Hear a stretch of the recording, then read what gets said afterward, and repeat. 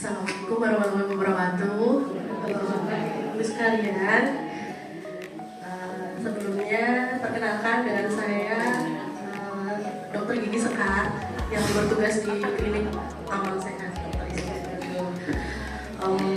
Sedikit kenalan aja, saya berpraktek di jam atau shift siang jam 2 sampai jam 6. Nanti kalau ada mau konsultasi atau tanya-tanya boleh, monggo silakan datang. Ini sekedar informasi singkat aja tentang saya. Dulu saya kuliah di UMS di Fakultas Kedokteran Gigi. Pengalaman kerja masih belum banyak, Pak, Bu. Pernah di Temanggung juga, hanya 6 bulan kurang lebih.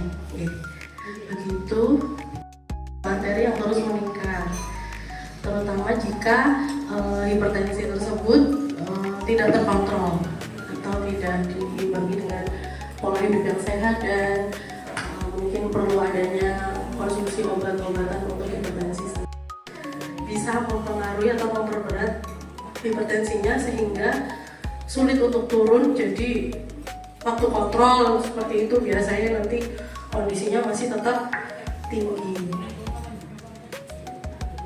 Ini adalah penggunaan obat-obatan dalam perawatan gigi pada penderita hipertensi. Biasanya dia memiliki efek terasa mulutnya kering. Itu beberapa obat hipertensi lebih kuat membersihkan atau merontokkan karang gigi, gitu kan. Nah, itu justru salah, karena dengan dengan sikat gigi yang kaku, yang keras seperti itu, dia nanti malah mudah mengikis permukaan gigi kita dan permukaan gusi kita, jadi gusinya semakin turun. Lebih kuat membersihkan atau merontokkan karang gigi, gitu kan. Nah, itu justru salah, karena dengan sikat gigi yang kaku, yang keras seperti itu, dia nanti malah mudah mengikis permukaan gigi kita dan permukaan gusi kita, jadi gusinya semakin turun. Kondisi pasien yang hipertensi, jadi intinya sama. Jika pasien penderita diabetes mellitus, ibu mungkin nanti bisa diamati ya di depan cermin, gusinya itu bengkak-bengkak di tepi aja, meskipun baru di tepi dia sudah gendut-gendut, merah-merah. Ada yang mau ditanyakan seputar diabetes atau hipertensi yang terkait dengan kondisi gigi dan mulut Bapak Ibu sekalian? Boleh bertanya. Assalamualaikum warahmatullahi wabarakatuh. Terima kasih atas waktunya. Mau tanya masalah gigi dan mulut yang bermasalah, tapi tidak hipertensi maupun kena DM. Itu kalau misalnya gigi dan mulut itu bermasalah, terus sudah seperti yang dokter sampaikan tadi untuk sikat gigi dan lain-lain, itu secara benar, alhamdulillah saya juga sikatnya sudah benar seperti sikat anak-anak itu ya, dok, kecil itu ya, terus untuk odolnya juga Sensodyne. Tapi misalnya sebenarnya berkumur dengan obat kumur itu tidak dianjurkan untuk setiap hari atau setiap saat setelah gosok gigi, karena itu akan memperparah kondisi kering di lubang mulut kita, karena di obat kumur itu terkandung antiseptik. Antiseptik itu membunuh bakteri-bakteri baik yang jahat maupun yang baik. Akhirnya flora normal di rongga mulut atau sebenarnya kalau konsultasi atau mau tanya-tanya, mengecek kesehatan gigi itu tercover oleh BPJS. Datang saja ke klinik Amal Sehat, nanti ketemu saya bantu jelaskan kondisi giginya. Nanti akan saya jelaskan mana yang bisa tercover oleh BPJS dan mana yang mungkin karena yang masuknya. Jadi beberapa kondisi gigi itu ada yang masuk ke tindakan estetik. Ketika tindakan itu masuk ke tindakan estetik, BPJS tidak bisa mengcover. Jadi kondisi-kondisi yang melibatkan, jadi tidak hanya mengembangkan. Kedua, kalau misalnya wanita yang masih palang merah, itu cabut gigi boleh apa tidak? Terima kasih. Palang merah. Apa itu, Bu? Palang merah, datang bulan. Oh, datang bulan. Bagi wanita. Oh iya. Oke, saya coba menjawab ya Bu ya. Jadi yang pertama itu biasanya ditandai dengan sikatnya itu sudah mulai tidak lurus, agak belok dikit. Nah itu harus sudah ganti karena berarti arahnya nanti ketika disikat itu sudah tidak bisa sesuai target kita. Itu jadi dia berbelok. Jadi baiknya lebih baik sebulan sekali. Ya, atau tergantung pemakaian itu kenapa gosok gigi jangan kencang-kencang supaya tidak cepat belok sikatnya. Gitu.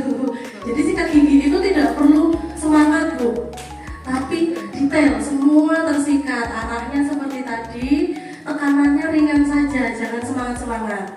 Gitu. Kemudian kumurnya kalau bisa sekali.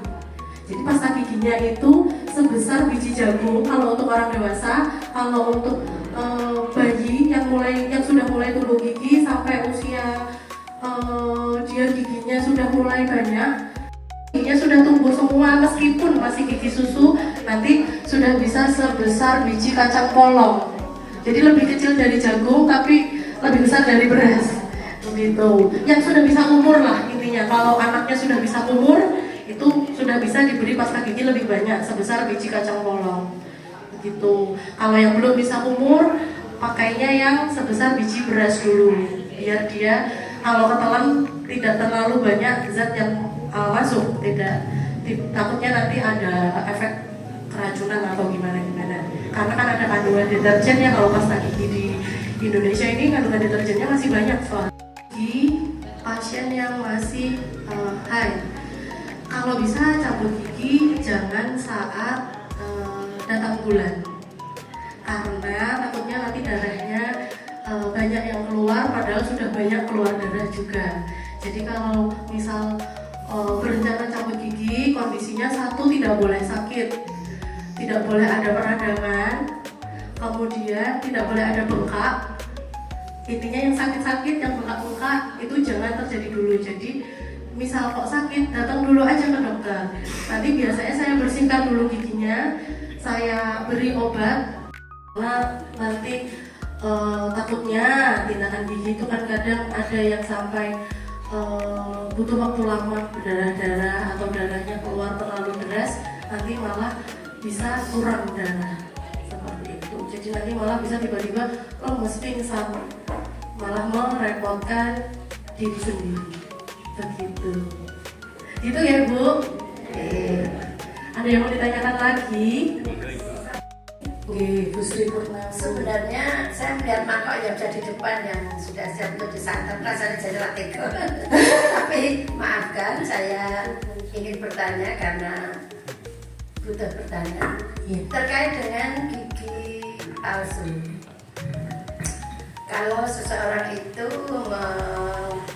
memakai gigi palsu, sebaiknya pada saat tidur itu dilepas atau tetap masih dipakai demi kebersihan gigi tersebut. Terima kasih, biar cepat menyantap baksonya. Wassalamualaikum warahmatullahi wabarakatuh. Sebelum tidur, saat gosok gigi palsunya juga dilepas. Jadi setiap gosok gigi pun gigi palsu juga dilepas. Nanti gigi palsu dibersihkan sendiri terpisah. Bisa menggunakan kapas atau kasa, jangan menggunakan sikat. Kalau pakai sikat nanti dia terkikis, lapisannya lama-lama mudah patah atau jadi longgar gitu. Kemudian saat tidur lebih baik dilepas Bu. Khawatirnya apa?